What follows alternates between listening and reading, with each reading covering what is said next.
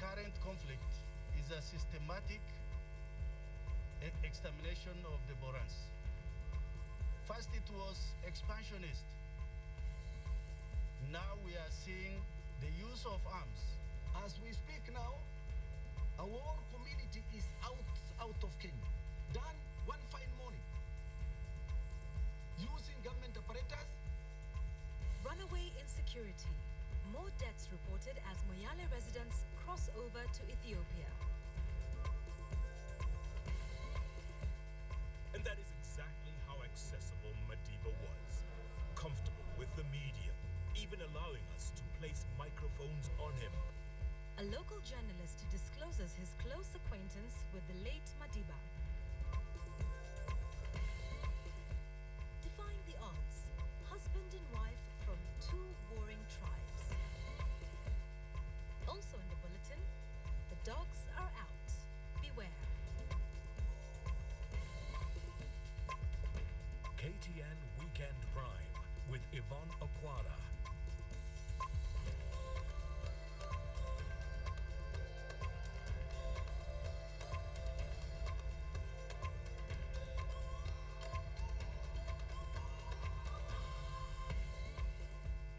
It is the evening of the 7th day of December 2013.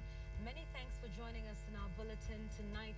Of course, that local journalist we told you about in the highlights is one of our very own, and his story will be coming up as we celebrate the life of the late Nelson Mandela.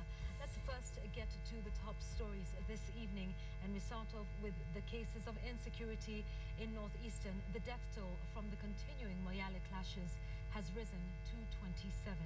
Clashes between the Gabra and Borana have reached the 10th day, and leaders now want the government to institute a commission of inquiry to find out ways of containing the situation and bring the perpetrators to book. According to reports on the ground, a village is under siege by armed militia who have killed at least 17 people in the past 36 hours as residents are crossing over to neighboring Ethiopia for fear of further attacks. Catherine Omando tells us more. Shirika la Msalaba Mwekundu limekutana na viongozi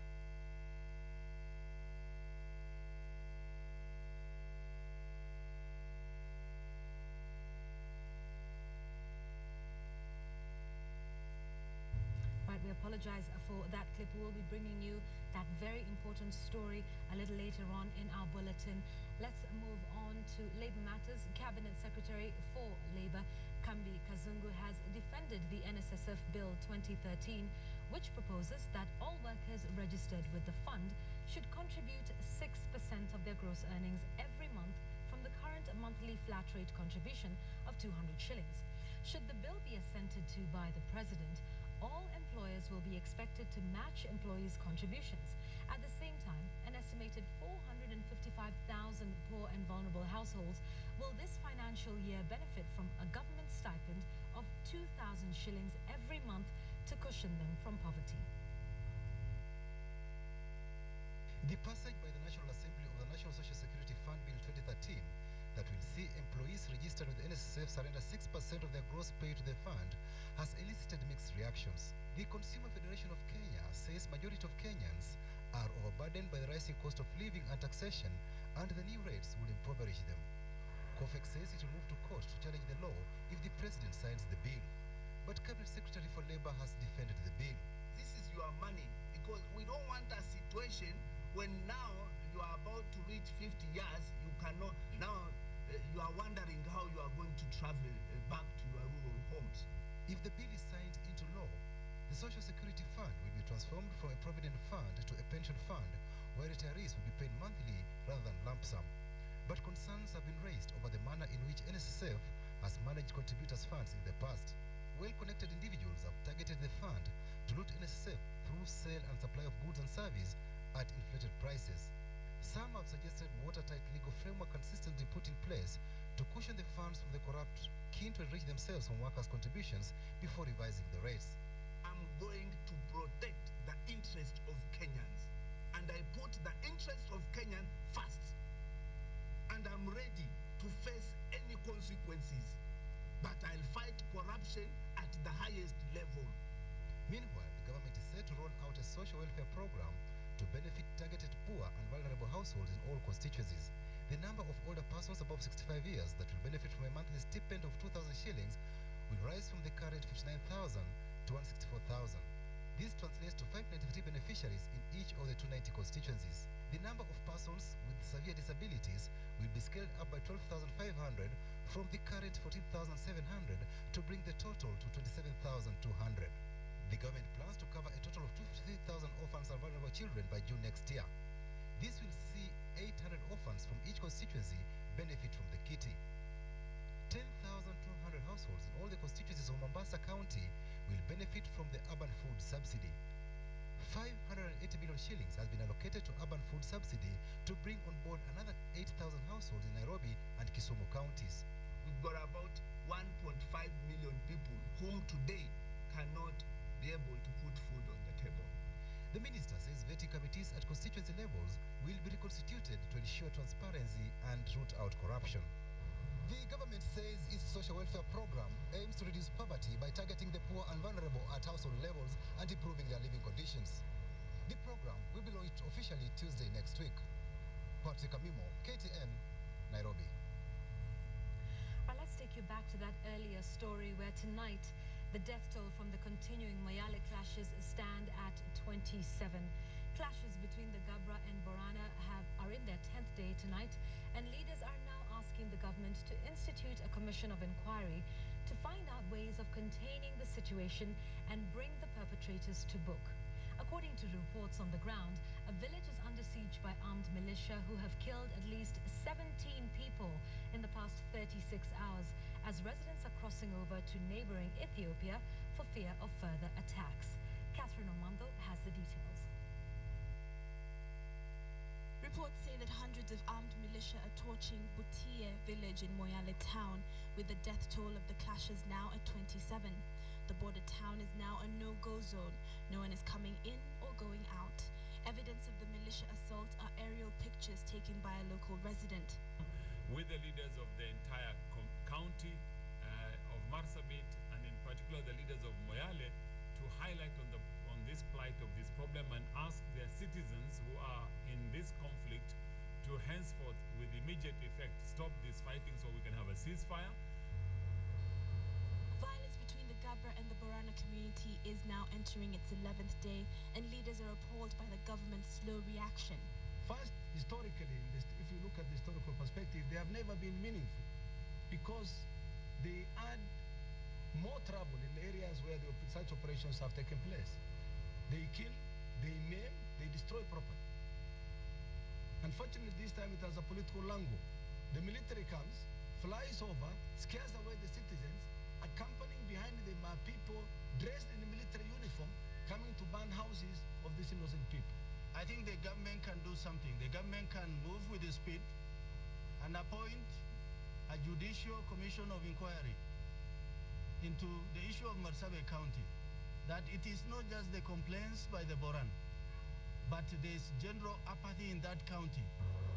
Military choppers have been flying over the town, but this has not helped slow down the gunfire. Those officers who are from these parties in combat must not be allowed to do any business with that county, completely. Be it intelligence or combat, or any direction to operate, any directions to give to operations within that county. Local police refused to escort vehicles leaving town on grounds that they could not guarantee security to passengers given the sporadic attacks. Catherine Omando, KTN. Religious leaders are urging Kenyans to come together and make the most of the gains that the country has made since independence. Speaking during celebrations held by the church at the Nyayo National Stadium, the leaders interpreted the significance of 50 years and expressed belief that good tidings are on the way for the country.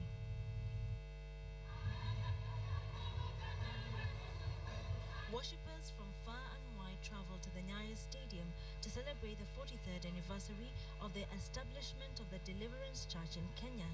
This year, they marked the day just days before another important anniversary, the country's 50th anniversary since it attained independence. The two celebrations now intertwined as Kenyans gathered to remember the past and pray for the future.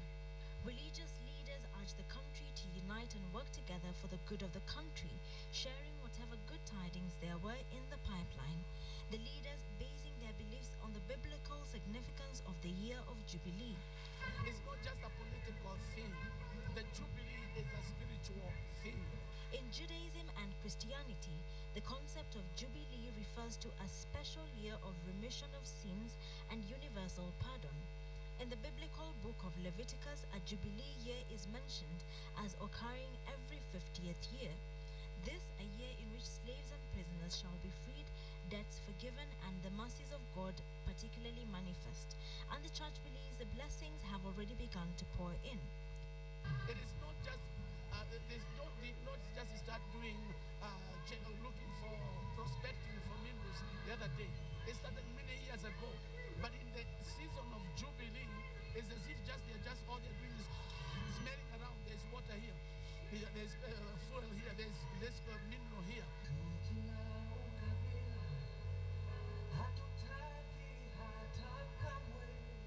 Celebrations marking the 50th anniversary have already begun.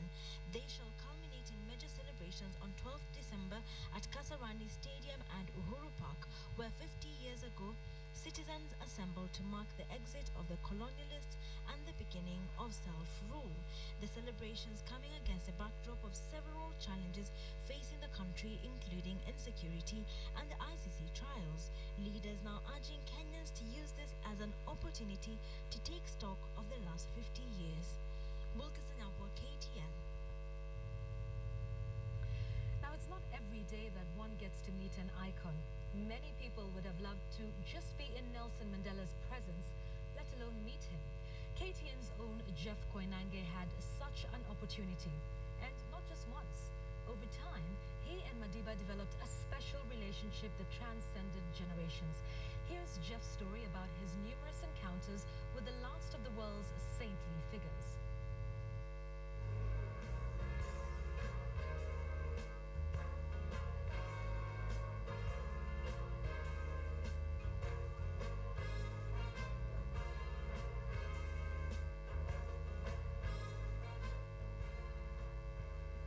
I first met Nelson Mandela back in 1997 at a summit of the then Organization of African Unity, OAU, in the Burkina Faso capital, Ouagadougou.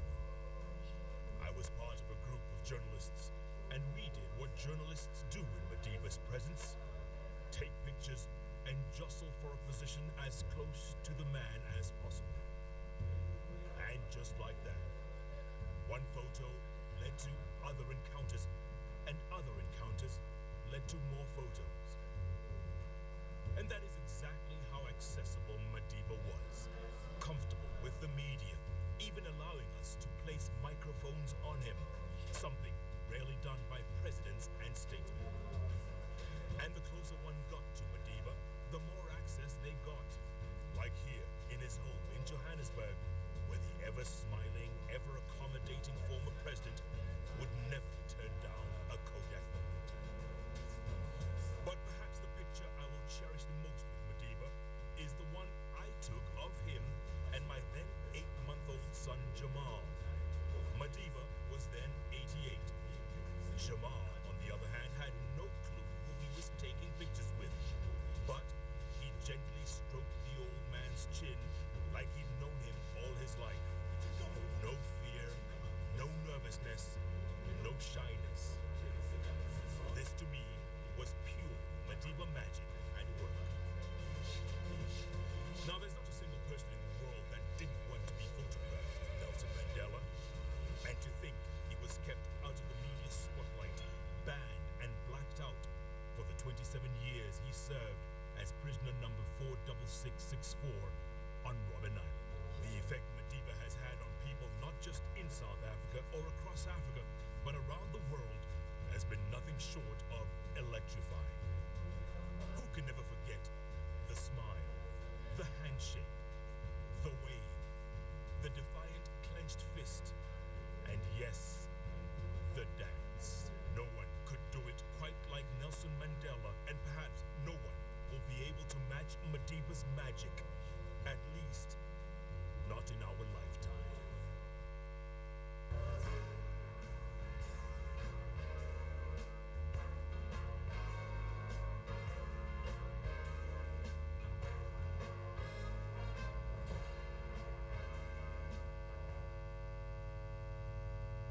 Absolutely inspiring there, Jeff. Being very fortunate to have met him. And tomorrow, a special edition of Checkpoint. We will be paying tribute to the late, great Nelson Mandela, and Jeff Koinange will be with me right here in studio, and we will talk about Mandela, the man that he knew.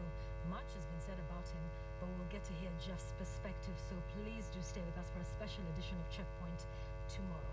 Let's move on now to Bungoma, where the by-election campaigns are entering the home stretch, with the candidates traversing different parts of the county hunting for votes. Yvonne Okwara has the latest from the Bungoma Senate by-election campaigns.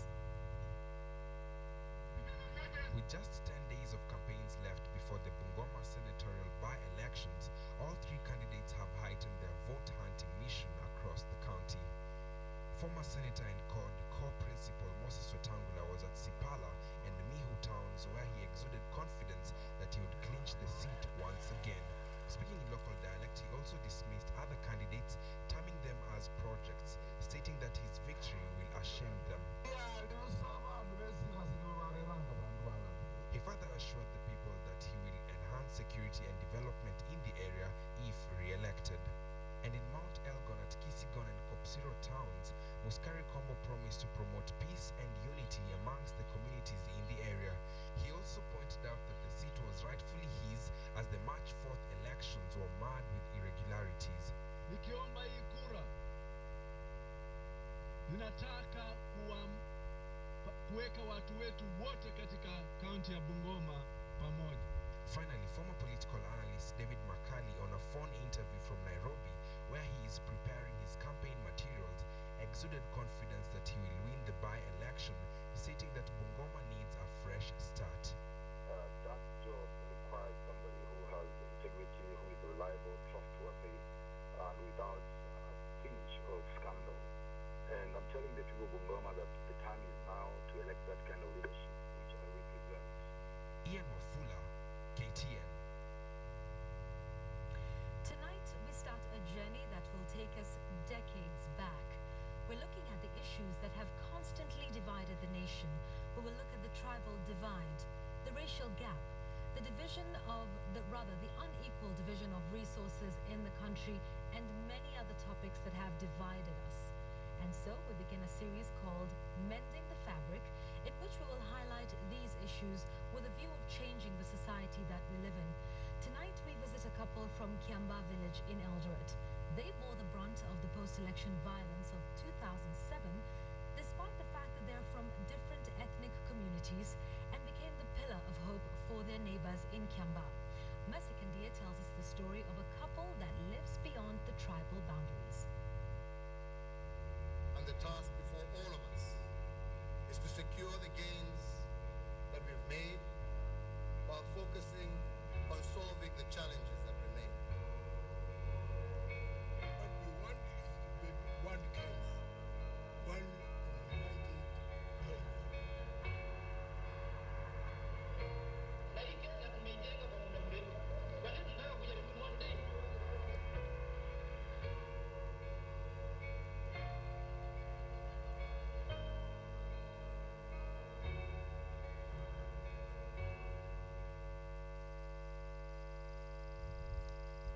It is about 1 p.m. in Kiamba village. The Somes family prepare lunch. Today, however, the meal being prepared is for the family only. Inatoka Western Ingo. A family that fed their neighbors when they needed a meal during the 2007-2008 post-election violence at Kiamba village in Uasin Gishu County. Wakati wa yale vurugu ilitokea, sisi ingawa tulitoroka kidogo kama mwezi mmoja, lakini tulirudi. Sasa wale majirani zetu wakati waliporudi, wakati ile operation rudi nyumbani, sasa unajua muda ulikuwa umeenda kidogo. Sasa ikabidi wale walikuwa tayari na pesa kidogo, tukaambia sasa nunueni dawa kama Roundup nini. Mimi nikachukua kibuyu, tukapiga mashamba ilikuwa almost mwezi wa 5 muda ulikuwa umeenda, lakini kusema kweli wenye walipanda walivuna. Offering shelter to some of their neighbors, the Somes are a family of different tribes brought together in marriage. Mwenyewe ni mzaliwa wa Marsabit Trans Nzoia. Mimi sikuchagua kabila, ndio tukapendana na mzee tukaoana. Sasa tuko na watoto 10. Their children speak both languages, Luya and Kalenjin. And the hope of Sami and Rosemary Some is to hopefully erase tribalism in their minds, that differences in tribe will not be viewed as a negative aspect. They tell me Kiamba is now cosmopolitan. They stand up for each other as a community. Shida ikitokea kama ya ugonjwa ni na nini, huwa tunapikia hata kama sio kijana wangu, lakini tunapikia majirani. Na unaona wamefika, lakini wamejua hapa ni kwa Kalenjin na wamefika na ni kijana Mkikuyu ambao mwenye anakuja huyo. Sasa kama tungekuwa na kitu kama tuseme kufikiria ati maneno mbaya kwa wengine, wangekuwa tukipikia wasimu wanakuja kweli. Tunaona hawezi kuja. Sasa sisi tuko tu tumekaa mzuri na tuko na umoja. Hata kwa mashamba naona tunaombana majembe, tunaombana saa ngine mbegu imeisha, unaambia jirani, mimi nilikuwa na kidogo nisaidie, naona anakuchotea. They have had their ups and downs, but they pull through, having previously seen tribal-related violence in the region. Sami says there is hope for the next generation. Vijana siku hizi hata hawana hiyo kabila, manake wanaoa popote. Wakiwa shuleni wanacheza wote, hata huwezi jua ni mkabila gani, huyu ni mkabila gani. Wakiwa shule wote ni hali moja tu. Kwa hivyo wazee sana lazima wajirekebishe kidogo na mambo ya kabila. As a country moves forward from a past of negative ethnicity, the untold stories of those who chose neighborhood over tribalism remain largely untold. But for this community in Kiamba, they say the rest of the country needs to know that with the dark cloud of the post-election violence, there was and still is a silver lining. The Somes family are just an example that Kenyans can indeed look beyond tribe and live together. They will be celebrating their 28th anniversary this year. Yamune? Yamage. Orien. Muraimune. Mwuri ndi mulamu. Ndi mulamu. Asante. Masika ndiye KTN, Kiamba, Wasingishu County. My task and the task before all of us is to secure the gains that we've made while focusing on solving the challenges that remain. Adding an additional skill to one's academic qualifications is a plus for any job seeker. That is why Susan Wanjiko, who holds a diploma in journalism and communications, decided to add sign language to penetrate into the media industry. Susan has a passion to help the deaf and says she has a dream that all media houses will emulate KTN and interpret news to the deaf. On Job Center tonight, Najma Ismail tells us the story of a sign language interpreter.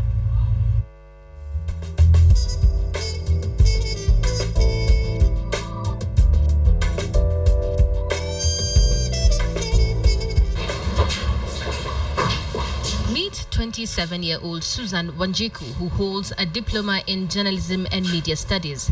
No, she's not deaf, but she understands sign language. This ambitious young lady has been a volunteer at the Kenya National Association for the Deaf as a communications officer and an office interpreter. My main work involves it revolves around all communication, from phone calls to emails and to interpreting for the guests that come in the office. There's preparing of proposals and letters, recommendation and dispatching of letters from the office. Susan, who graduated with a diploma in journalism and communications in 2006, did not find placement at any media house. That's when her quest for a job took her to Tanzania, where she did several part-time jobs for 5 years. In June 2012, I found an advertisement from Kenya National Association of the Deaf. They were looking for a volunteer, someone who is willing or has already done sign language. I gave it a shot and I came for the interview. We were 3 of us, then down to 2, and I got the job. The high number of those taking journalism and media studies at a higher level got Susan worried about how she was going to penetrate the job market. After I did my journalism, I wanted to do something aside because I realized the job market is a bit flooded. There are so many journalists, everyone has the same product as you do. I first thought of doing a language, tried French shortly for 2 months, then it didn't seem to work. Then when I did my internship, I thought now that I could not do a language, maybe I could specialize on one area. And I thought of court reporting. That's what I specialized in my internship. Then it still didn't seem to work.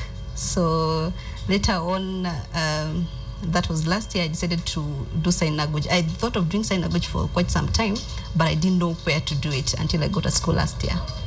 Susan says the sign language course took her at least 6 months, but to ensure you don't lose ground, one needs to do a lot of interaction with the deaf to master sign language. It's not hard. It's actually a very interesting course because it involves a lot of gestures. It's just interesting. She says that apart from KTN News, other television stations don't have sign language interpreters, locking out the deaf audience. If I actually got a journalism job, I would take it, but I'd want to twist it into sign language, maybe for my brothers and sisters who are deaf. Since she's a volunteer, Susan only gets allowances for her meals and transportation. However, she is grateful. This has been an awesome experience because just like any other language, if you just sit down and don't train anywhere else, the language actually disappears. Job Center took Susan to meet the man who interpreted election results during the last general election. Hello. Hello to you. My name is Manjiko Thuo.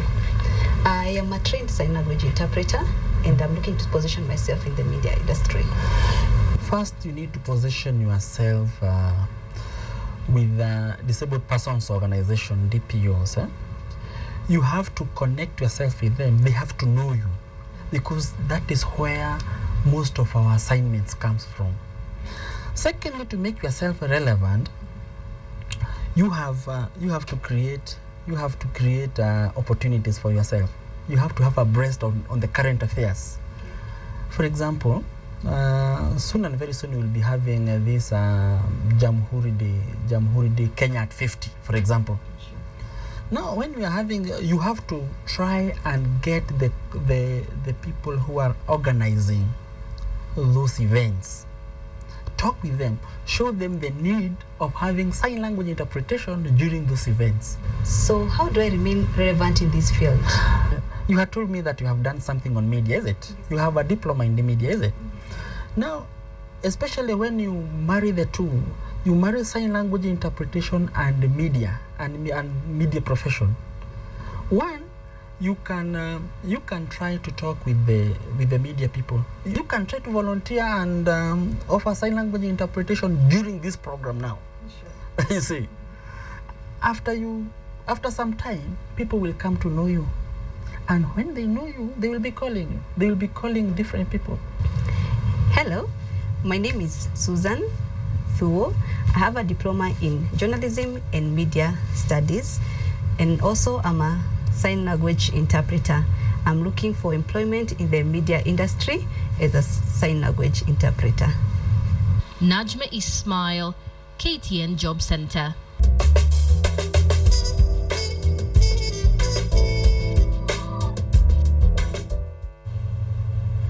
Indeed, maybe one of these days, Maresha, who we have with us doing our interpretation tonight, might show you a little bit of how it's done right here at KTN. Thanks for that, Najma. Now, while still in primary school, he was highly infested with jiggers.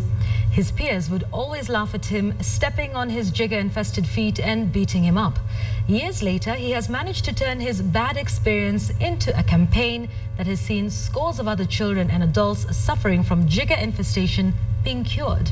On My Big Break tonight, we feature the founder and CEO of Ahadi Trust, Dr. Stanley Kamau, whose anti-jigger campaign has earned him recognition both locally and internationally.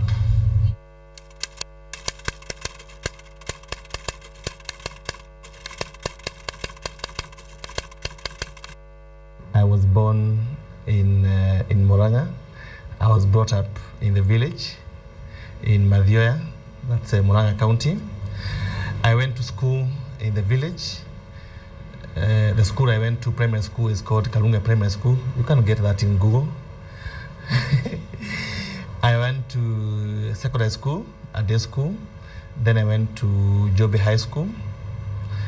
And then I headed to India for my degree. I did a Bachelor's of Commerce in Accounts and Auditing.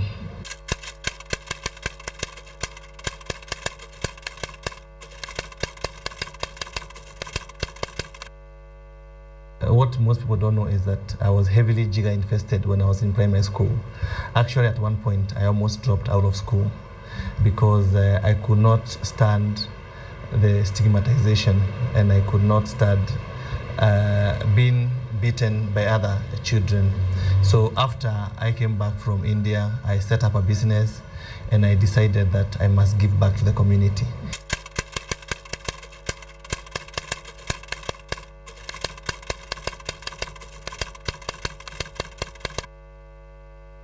The moment we set our foot in Odaya, the former president's home, with Jimmy the son, I think I can say that was the turning point, that the politicians stopped accusing us of undermining the leadership. The provincial administration realized that it's a bigger problem. The public health came on board. I think doing our campaign in Odaya changed the whole project, and everybody else now joined in.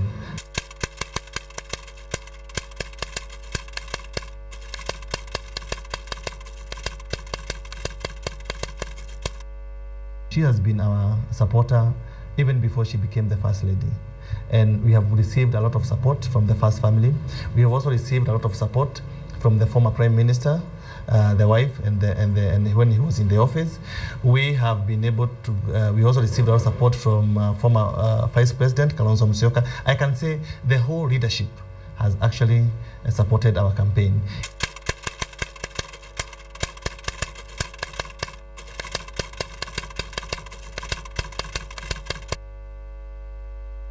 I don't measure my success with finances. I measure my success with how many people I've touched and how many people have changed their lives. Not by how much money, how much buildings, how much cars I have. No, it's by how many people I've touched their lives.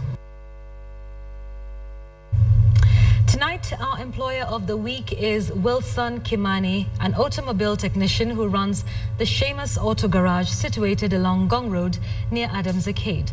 Wilson took a loan to start his business in 2006 after being employed for 15 years. His company offers car bodywork, car wash services, computer diagnostics, general car repairs, and he also sells spare parts. He currently has 10 employees on salary and 15 others as casual workers. Most of his staff are employed through a trainee program where he takes his students from technical colleges, trains them for 6 months before he gives them a job. He says the best way to work with employees is being a team. Is concerned, I've been in employment for that long. And the best thing of being with the employees is to work with them as a teamwork. I'm not a manager. I'm not a director. I'm a technical expert. So I have to know all what is going within the workshop. So therefore, I can motivate others. Right, we have an update now for you on the preparations for the send-off of Nelson Mandela. South African government has announced that a funeral cortege bearing Nelson Mandela's body will travel through the streets of Pretoria daily for 3 days before his burial next Sunday. The cortege will leave the mortuary on Wednesday, Thursday and Friday morning to go to the Union buildings where his body will lie in state. Mourners will line up on the routes designated for their last respects to Mandela. His family has expressed gratitude for the support it has received so far from all over the world. KTN's Asha Mwilu is in South Africa and will bring us the very latest from there, starting tomorrow.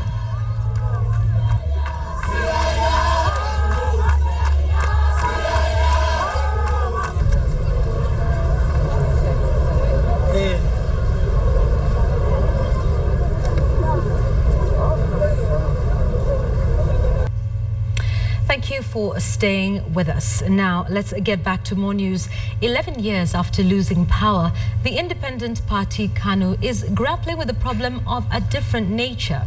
Its property that is spread all over the country is being grabbed by individuals who are officials of the party on the assumption that the party is no longer in existence. Top party officials are now warning the grabbers that their days are numbered. Independent party KANU, the oldest surviving political party in the country, is fighting a war trying to hold on to its properties that are being grabbed left, right and center. Secretary General Nick Salat is dispelling allegations that the party is no more. Sisi kama chama cha KANU, watu wengine wanafikiria hatuko ndani ya serikali. Chama cha KANU ni part of the Jubilee government. So, hakuna mtu anasema ya kwamba anaweza fanya hivyo kwa sababu KANU iko nje. KANU iko ndani ya serikali. This 2-acre property in Isiolo is alleged to have been grabbed by a local businessman on the assumption that the party had disintegrated. People should acquire property in the right way, not grabbing public land. We are not good. We are very humble people, but if worse goes to worse, we say it is going to happen over our daily basis. Mama KANU, a mother of two, has lived here for the last 30 years, witnessed the destruction of KANU offices. Juzi miezi ine ndio niliona mtu anakuja kusema kiwanja ni yake. Na kuweka mimi ndani. Na kuchoma bendera. A court order has now been issued to prevent any persons from occupying properties of the independent party. OCPD wa hapa, when your time comes for vetting, we will take that same flag and then you will tell us why did you stand by while our flag was being banned. Hii ndio baba na nani anaweza stusha baba na mama? Iko. Wene Kamau, KTN, Isiolo. Mary was married off to an older man when she was just 12 years old. She managed to escape from her husband's home to a rescue center in Suguta Marmar, the only rescue center in the entire Samburu County. Now she's in school and hopes to be a doctor. But others are not as lucky to run away from this culture that is still deeply rooted. In the final Survivor Series for 2013, Catherine Amanto brings you Mary's story. Nikatairishwa. Sasa venye tulitairishwa, wewe tena tairishwa kwa Samburu ukae kwa nyumbani. Lazima utairishwa na uolewe. Baba kaniambia, sasa mtoto wangu mimi nakupandanga wewe, pia nakuheshimu. Sasa nakuambia tu kitu moja. Nilesa kwaona, huyu mzee tu lazima tunaolewa leo. A Samburu girl is perhaps the equivalent of property. She, however young, can be a ticket to wealth. And many parents like Mary's have taken advantage of a deep-rooted tradition to enrich themselves. Her older sisters were circumcised but never married off. She was the unlucky one. Her fate earned her father 8 cows and for her, a husband old enough to be her grandfather. Songa tolani. Nikasema, "Oi, nani huyu?" Nikaanza kupiga kelele, nikapiga nduru. Kaniaka kupita. Lala kwa kitanda unafikiria nani amekuleta hapa hivi mimi? She eventually ran away back to her father's home. Because of her childlike naivety, she thought he would take her back. Wenye nilisikia babangu akampigia huyo mzee simu, akaniambia kuja hapa. Huyo bibi yako amekuja hapa hivi anakuja kutafuta nini? Na ukuje tu ukimchapa yeye, ukuje mchapa yeye mpaka aende. Na babangu alikuwa amenishapa tena vile nilifika nyumbani. Sasa basi mama yangu akaniambia, unajua bali lingine inaitwa kwa masista huko rescue. It's been 2 years since her ordeal, and Mary seems to be catching up in school. Nataka tu kuwa hata daktari ndio nianze kusaidia wenzangu. There is a school of thought that believes that the only way to change a community is by educating its children. So maybe anti-female genital mutilation campaigns as well as anti-early marriage campaigns should start with the children by teaching them what is right and what is wrong. But in some areas of Samburu, it is in these schools where retrogressive traditions are kept alive. 27-year-old Naomi Lekisat tells of how she was pressured to undergo circumcision not by her parents like Mary but by her peers. Nilikuwa standard 5. Nikamuuliza, ikakuwa siku ya December likizo ambayo watoto hufanyiwa sana watoto wasichana. Nikaambia my mom this time, I was in boarding school. Nikaambia my mom, nikirudi this time round kwa boarding school, nitafanyiwa. Sasa my mom akaniambia hapana, si ukae tu ufuke standard 8. Nikamwambia hapana, mimi nataka nifanyiwe juu nimeona wenzangu wamefanyiwa. Mary and Naomi represent a need for a holistic approach to ending female genital mutilation and early marriages. I also think the greatest challenge is just saying FGM is wrong. If we don't relate it to the why we are saying it is wrong, then the community's members then find it a little bit difficult to understand why you're telling them to stop. Sisi hatuingianga hata mabafu hivi. Tunaogaraga, hakuna siri. Tunakaa tu hivi. Ukionekana hujatahiri, unachekea mbaya sana. Hata kwanza kwa vijana, unasikia tu kina mama wengine basi msichana basi ile ako na rika yake ndio tu boyfriend kama boyfriend. Naenda kuambia tu fulani hajatahiri. Hiyo ni kichoko kubwa sana. Wanakulipa pesa ngapi kufanya hiyo kazi? 1,000. Nowadays, if a mother wants her child to undergo the cut, they will call an elderly woman. Her work will then be inspected by others her age. If the circumciser got it right, she'll be paid between 1,000 to 2,000 shillings. If she got it wrong, the girl must undergo the cut a second time. Unaimpiwa na unashikwa mgongo, unashikwa mguu, unashikwa mkono. Ngapo sio mama mwenye anakutairisha, anakuja sana na wembe moja tu. Yani nimeona tu ubaya mingi kwa sababu sasa wakati unaenda kwa leba, yani wakati ya kujifungua, unapata shida mingi. Juu hata saa zingine watu wengine hiyo kwa ajili hiyo kukatwa vibaya ama inafanya mtoto ashoke. Mtoto za watu wengine saa zingine wanasaa watoto yao wakiwa wameshoka, wanakaa kidogo alafu mtoto anakufa. Because now that expanding or whatever God put there, they remove all of it. So they leave it. When after during birth it passed. So after birth, now that mama stays there a 1 full month, stay there up to she is healed. There is only one rescue center in Samburu County. This center is run by Sister Francisca, but even she cannot do this alone. Implementing laws against FGM and early marriages needs political will. Hawezi kutusaidia usidanganywe na mtu. Akienda anasema anaenda naambia Msamburu mchungeni kwa sababu anasema asichana stahili. Sasa ukiambiwa msikie mwanaume anaenda kusema hivyo ama anata leader kama wewe. Sasa ukienda unapigwa. For every girl I make sure she's in school, a boy is in school. Because we leave these boys out of school, we get a problem. There are some boys who told me the other day, pure morons. So they told me, so you're taking all the girls to school.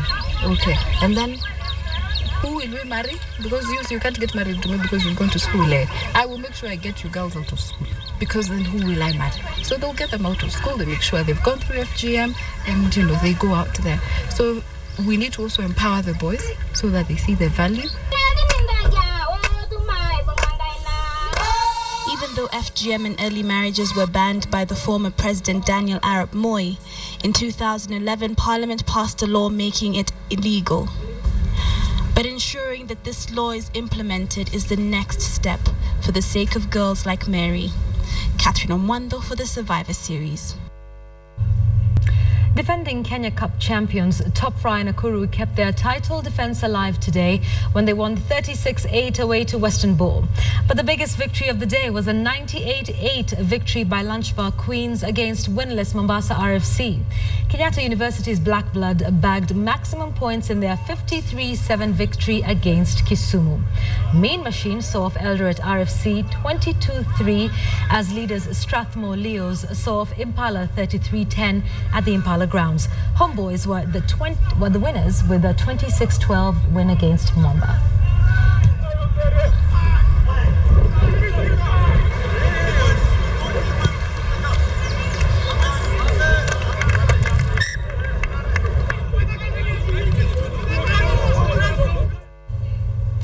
AG Vaiani is the overall winner of the 9th leg of the Standard Media Group Golf Series that ended at the Muthaiga Golf Club this evening. Vaiani, who plays off handicap 28, hit 14 points in the first 9 and added another 23 in the reverse for a total of 37 Stableford points. Over 200 golfers drawn from various golf clubs took part in the county series finale.